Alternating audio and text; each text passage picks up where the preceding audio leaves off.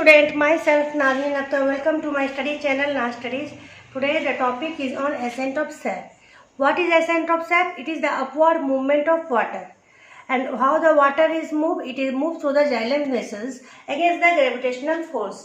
तो हम in the last video देखे थे about absorption of water. Absorption of water में हमने देखा कि रूट हेयर से up to the root xylem जो प्रोसेस चलता है, water is absorb, how the water is absorb and pass from root hair up to the root xylem. Root xylem में आने के बाद पानी क्या होता है, ऊपर की तरफ जाती है.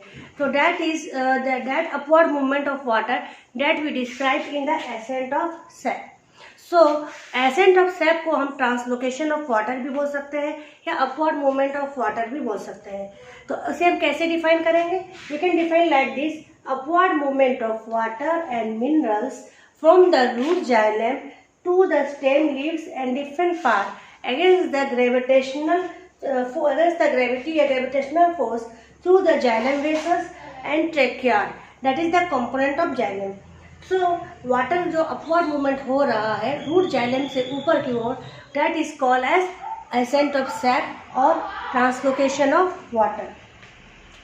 जो वाटर ट्रांसलोकेटेड होता है तो उसका एक रेट है, किस रेट से वाटर ऊपर जा रही है. We can call it as 10 to 75 centimetre per minute. तो mostly the water that is translocated upward, that rate is 10 to 75 centimetre तक जाती है per minute. And it depend upon the type plants to plants. Now हमने absorption of water में क्या देखा था कि रूट वाटर जो होती है आपकी रूट हेयर से मूव करते हुए epidermis, then cortex, endodermis. Endodermis के बाद जब ये रूट जाइलम में आती है, रूट जाइलम से ये सीधे यहाँ अगर रूट जाइलम है, रूट जाइलम से सीधे अपवर्ड मूवमेंट कर रही है और इसी को ही हम एसेंट ऑफ सैप बोलते हैं. नाउ इसे समझाने के लिए कि what is responsible for movement of water upward, पानी जो ऊपर जा रही है उसे कौन लेके जा रहा है, हाँ, तो इसके लिए एक डिमोन्स्ट्रेट किया गया, आपका एक्सपेरिमेंट किया गया. इसमें देखा गया कि एक बेसन प्लांट है, उसे एक बीकर में रखा गया और जो इसके बीकर में ही इयोसिन डाई डाला गया. तो इयोसिन डाई आपके वाटर के साथ मिलकर एब्जॉर्ब हो गया and when this move upward in the plant, जब प्लांट में ये ऊपर की तरफ जाने लगा तो इयोसिन डाई, क्योंकि the water is mix with eosin dye, so it mix and the red streak is absorb in the stem and the lips. तो हमें लाल कलर की स्ट्रिक सब दिखने लगी आपके ऊपर के एरिया में. तो व्हेन द टीएस, जब उसका टीएस करा गया आपका स्टेम का, तो देखा गया कि जाइलम जो है हमारा जाइलम पार्ट, वहाँ पर आपके रेड पैचेस नजर आने लगे. तो यही रेड पैचेस जो है that demonstrate that xylem is the important component for upward movement of water. पानी जो ऊपर जा रही है तो इसमें मेन कौन काम कर रहा है, आपका जाइलम काम कर रहा है. जाइलम में आपका जाइलम वेसल एंड ट्रेकिया वो इम्पॉर्टेंट कंपोनेंट है जो वाटर को, पानी को ऊपर जाने के लिए हेल्प करते हैं. तो इस थ्योरी को बताने के लिए कि पानी ऊपर कैसे जा रहा है और क्या क्या मैकेनिज्म से जा रही है, कि क्या वजह है कि पानी ऊपर, अगर ये छोटी प्लांट है तो अलग बात है कि यहाँ कुछ फोर्सेस काम कर रहा है और पानी जा रही है, जैसे आपके ग्रासेस हो गए या छोटे छोटे हर्बेसियस प्लांट. लेकिन अगर एक बड़ा बड़े प्लांट होती है जैसे क्लेरिफोर्निया में देखा गया है एक रेड प्लांट, और सीधे सीधे आपका जो एक्यूलेटस ट्री है जो several meters high, 20-30 meter, 100 meter, इस तरह के प्लांट ट्री होते हैं, तो उसमें अपवर्ड कंडक्शन ऑफ वाटर कैसे होता है, अपवर्ड मूवमेंट ऑफ वाटर कैसे होता है, इतने दूर दूर तक पानी कैसे पहुंचती है. तो इन्हें समझाने के लिए टाइम टू टाइम वेरियस साइंटिस्टों ने इन पर काम किया और जो स्टार्टिंग में जो थ्योरी सब आने लगे बहुत सारे रिजेक्टेड हुए एंड इन द एंड एक ट्रांसपिरेशन पूल थ्योरी है या cohesion tension transpiration pull theory है जिसे एक्सेप्टेड किया गया. तो now we will understand the various mechanism of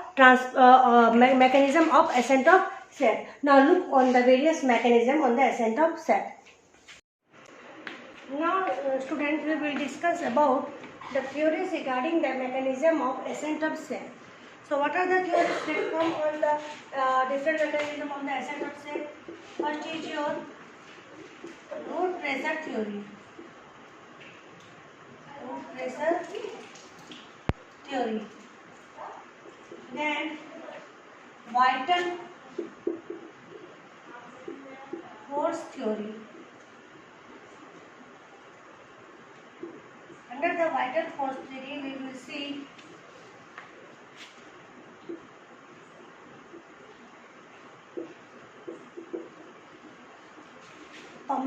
pump hypothesis and second is your pulsation theory. Pulsatory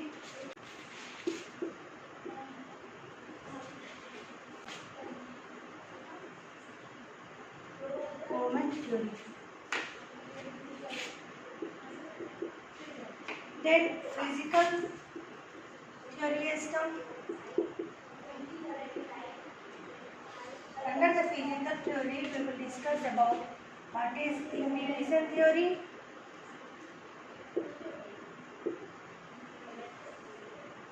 and capillary force theory.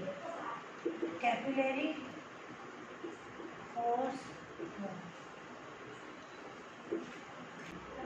We will also discuss about the main accepted theory, that is your transpiration pull theory, also called as Cohenson tension theory.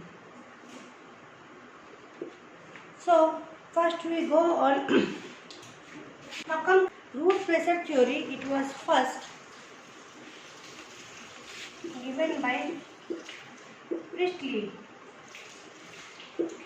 As the Priestley in the year 1916, he has given root pressure. In the root pressure theory, it was said that the pressure are developed in the xylem, and that pressure which is developed in the xylem is due to the absorption of water by the root.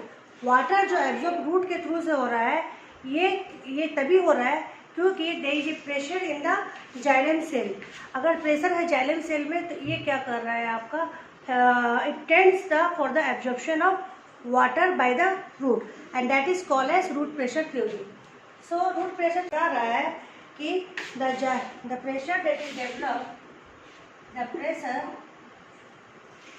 Developed in the xylem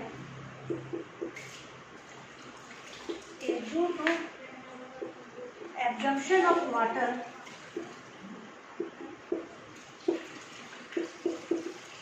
by root, is called root pressure.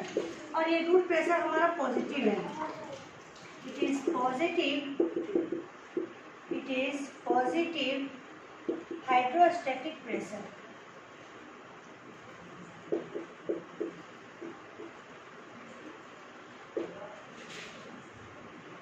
तो इससे क्या होता है, the water ascend in the xylem vessel and trachea due to root pressure. तो ये जो root pressure theory जो Priestley ने 1916 में बताया था कि जब जाइलम वेसल्स में जो हमारा प्रेशर एग्जिस्ट हो रहा है, अगर जाइलम वेसल में प्रेशर एग्जिस्ट हो रहा है तो इससे क्या होता है कि तुम्हारा absorption of water by the root होता है, क्योंकि तब रूट जो है वाटर एब्जॉर्ब करता है. क्यों करता है, it move from higher concentration to lower concentration. Pressure की वहाँ क्रिएट हो रहा है तो यहाँ से वाटर क्या हो रहा है आपका जा रहा है from the root towards the stem. तो इस वजह से इसे कहते हैं, लेकिन इसे पॉजिटिव हाइड्रोस्टेटिक प्रेशर भी इसलिए वजह से बोला जाता है. लेकिन इसके ऊपर ऑब्जेक्शन आया.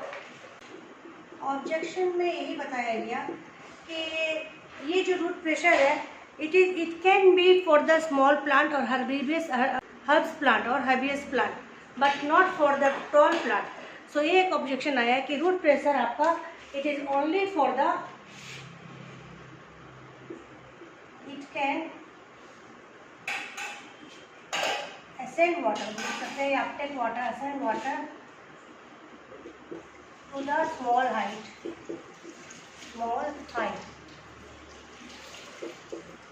that is up to some centimeters.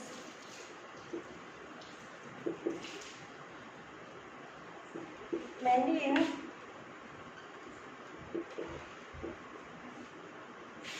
herbaceous plant और ग्रासेस. तो ये छोटे प्लांट के लिए चल जाता है ये रूट आपका रूट प्रेशर से.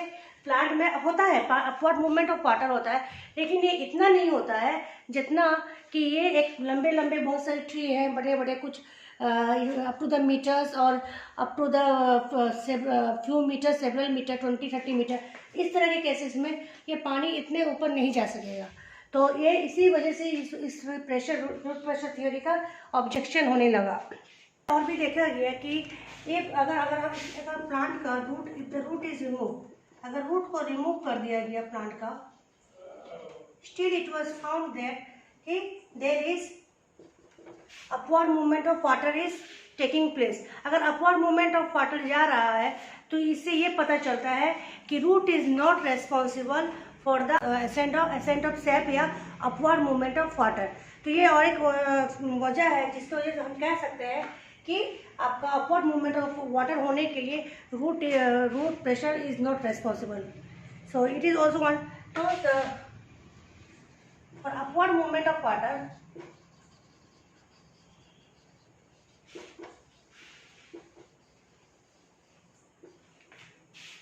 for upward movement of water,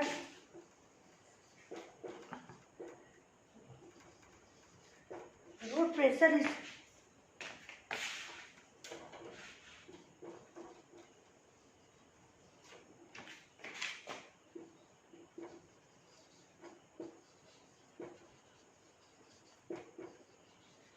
which is experimentally proved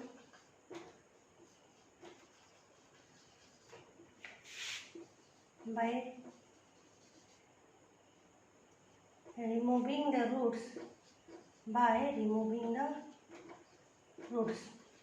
अगर रूट्स को रिमूव भी कर दिया गया तब भी एक्सपेरिमेंटली ये देखा गया कि वाटर अपवर्ड मूवमेंट हो रहा है। तो इससे पता चल रहा है कि root pressure is not so responsible for upward movement of water.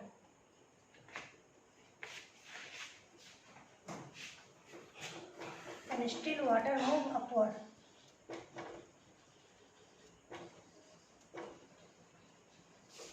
तो ये एक ऑब्जेक्शन रह सकता है आपका रूट प्रेशर थ्योरी में। और during summer root pressure lower, summer season में आपका रूट प्रेशर का जो मैग्नीट्यूड है इसे कम पाया गया as compare to the winter season, क्योंकि in the summer there is transpiration is also take place at a very high rate. जब ट्रांसपिरेशन की रेट वेरी हाई है और रूट प्रेशर इतना नहीं है तो ये भी साबित करता है कि अपवर्ड मूवमेंट ऑफ वाटर के लिए आपका root pressure is not required. One more you can say during summer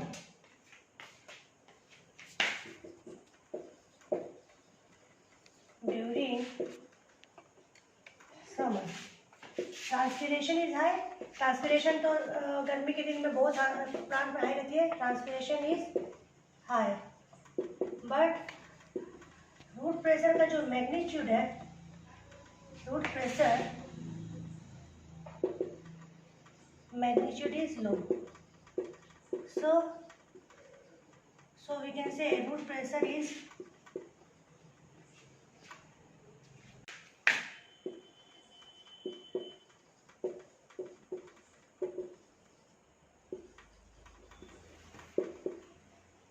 so we can say that root pressure is not responsible for it for upward movement of water. Maybe now vital force theory. So what is vital force theory?